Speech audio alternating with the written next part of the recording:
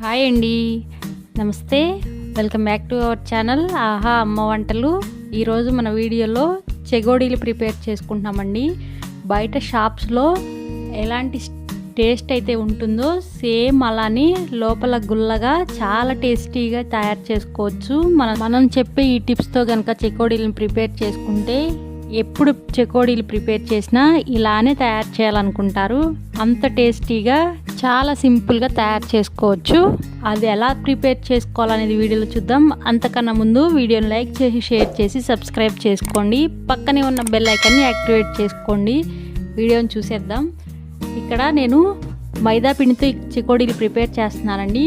1 cup మైదా పిండి తీసుకోండి. మైదా పిండి ఇలా ట్యాప్ చేసి తీసుకోండి, కప్పు నిండుగా వచ్చేలాగా. అలాంటప్పుడు కొలత అనేది వాటర్ తీసుకోవడానికి పర్ఫెక్ట్గా సరిపోతుంది.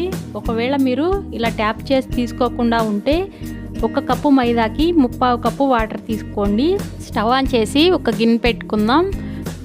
గిన్నెలో 1 కప్పు వాటర్ తీసుకోండి. మీరు ఏ బౌల్తో అయితే మైదా పిండి తీసుకుంటారో సేమ్ అదే బౌల్తో వాటర్ని తీసుకోండి. దానిలో టేస్ట్కి తగ్గట్టు సాల్ట్ యాడ్ చేసుకోండి. 1 టీ స్పూన్ కారం, 1 టీ స్పూన్ వాము యాడ్ చేసుకోండి. అలానే 1 టీ స్పూన్ ఆయిల్ యాడ్ చేసుకోండి. ఈ వాటర్ని రోలింగ్ బాయిలింగ్ అయ్యే వరకు బాగా మరిగించుకోండి. ఈ మరుగుతున్న ఈ వాటర్లో మైదా పిండిని కొంచెం కొంచెంగా యాడ్ చేసుకుంటూ కలుపుతూ మంటను లో ఫ్లేమ్లో పెట్టి బాగా కలుపుకోండి. మీరు ఆయిల్కి బదులు నెయ్యిని కానీ బటర్ని కానీ యాడ్ చేసుకోవచ్చు.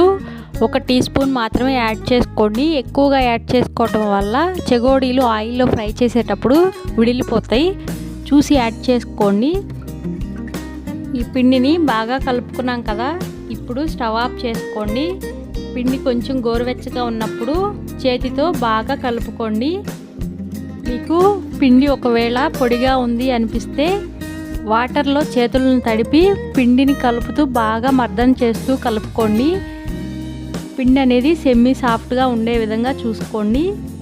కానీ పిండిని బాగా మర్దం చేస్తే లోపల గుల్లదనం అనేది ఎక్కువగా వస్తుంది చెకోడీలకి.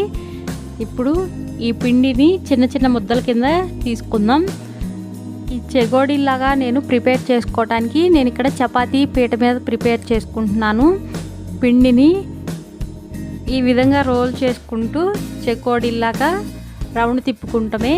మీరు ఒకవేళ ఇలా కుదరదు అనుకుంటే మురుకులు గొట్టంలో అయినా పిండిని పెట్టి దాంతో అయినా ప్రిపేర్ చేసుకోవచ్చు. స్టార్ ఉంటుంది లోపల ప్లేట్స్లో, అది కొంచెం పెద్దగా ఉంటుంది కాబట్టి దాంతో అయినా ప్రిపేర్ చేసుకోవచ్చు.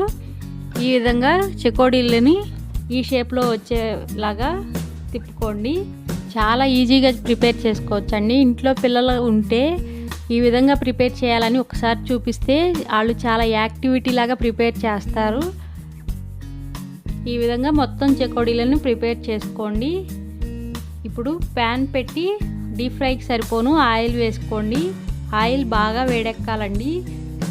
ఆయిల్ బాగా వేడెక్కిన తర్వాత మంటను మీడియం ఫ్లేమ్లో పెట్టుకుని చెకోడీలను వేసుకుందాం.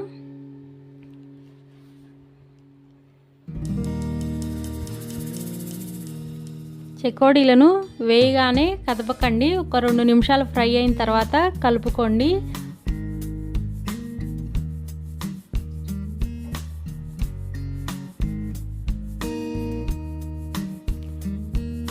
ఈ విధంగా మంటను మీడియం ఫ్లేమ్లో పెట్టుకుని చెకోడీలను కలుపుతూ ఫ్రై చేసుకోండి.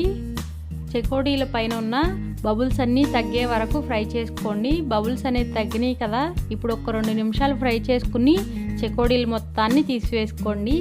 అంతేనండి, చాలా క్రిస్పీగా వస్తాయి, లోపల కూడా చాలా గుల్లగా ఉంటాయి. ఈ విధంగా చెకోడీలు మొత్తాన్ని సేమ్ ప్రాసెస్లో డీప్ ఫ్రై చేసుకోవటమే. ఇలా కనుక ప్రిపేర్ చేసుకుని చెకోడీలను చల్లగా అయిన తర్వాత ఒక డబ్బాలో కనుక స్టోర్ చేసుకుంటే 1 మంత్ వరకు స్టోర్ ఉంటాయండి.